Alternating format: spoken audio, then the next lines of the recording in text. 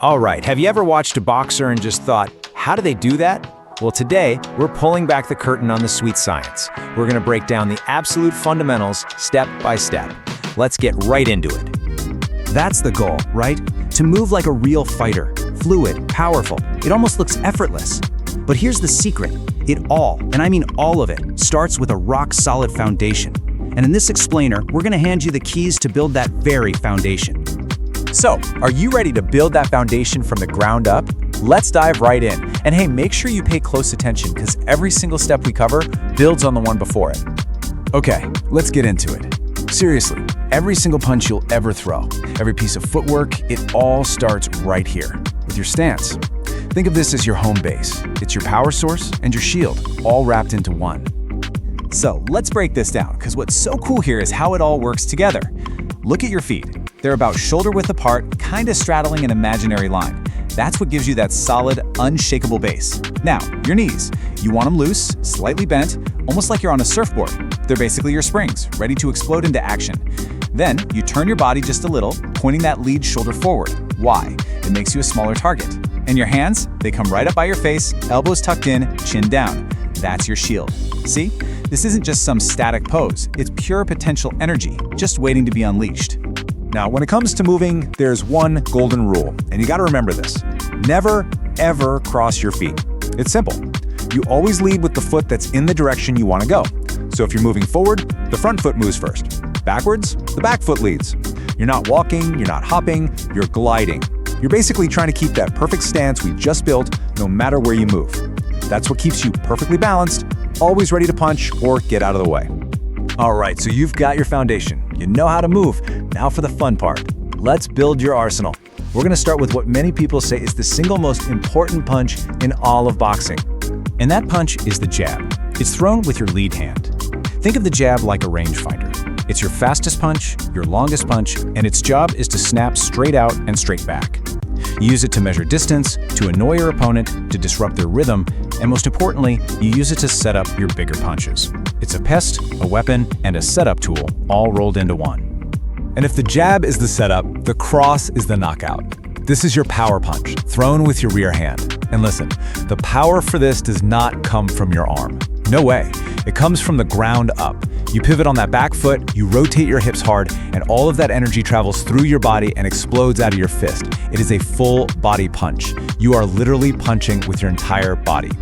Okay, so what do you do if your opponent has their guard up, blocking those straight punches? Simple.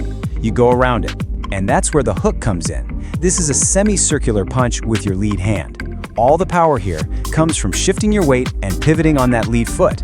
It's so effective because it comes from an angle they're not expecting, right around their guard to hit spots like the chin or the temple. Okay, let's see how this all starts to build, because look, throwing one punch is fine, but throwing combinations, that's what really makes you a boxer. This is where you start to string those punches together, like words in a sentence, to really communicate with your opponent. And just look at how well the jab and the cross work together. It's a perfect partnership. The jab is fast and direct. It's the setup, it gets their attention. And then, right behind it, comes the cross. That's your power punch. That's the finisher that takes advantage of the opening you just made. And when you put them together, what do you get? You get the most fundamental, the most important combination in all of boxing, the 1-2. It's simple, it's brutally effective, and it is the foundation for pretty much every other combo you'll ever learn. Now, the real key to a great 1-2 is the flow. It's not 1, pause, 2. No, it's one continuous fluid motion. As that jab is snapping back to your face, your rear hip should already be starting to turn, getting ready to launch the cross. One punch literally flows right into the next. It creates this rhythm that's just so hard for anyone to defend against. All right, you feeling good? Ready for a taste of something a little more advanced? This next drill is awesome because it ties your offense and your defense together, and it teaches you one of the most crucial concepts in all of combat sports. Because at the end of the day, what is boxing all about? It's about hitting and not getting hit. That's the whole game right there. Get in, do your damage, and get out before they can hit you back. In this drill, it's going to show you exactly how to do that. So check this out. It's called a phase attack, and it is brilliant. Imagine a line on the floor. You start behind it, totally out of range, completely safe.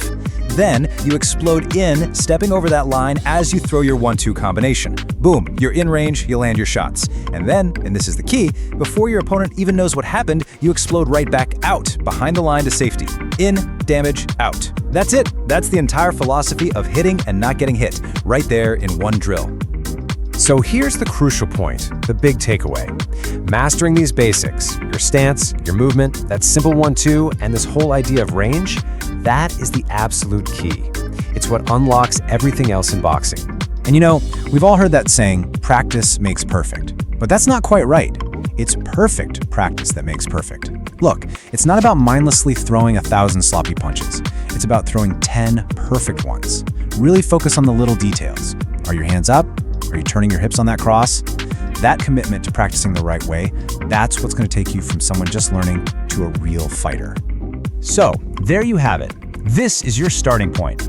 You've got the foundation. You've got the tools. Now the real work begins. It's up to you to take this, practice it, and make it your own. The question is, how are you going to build your legacy?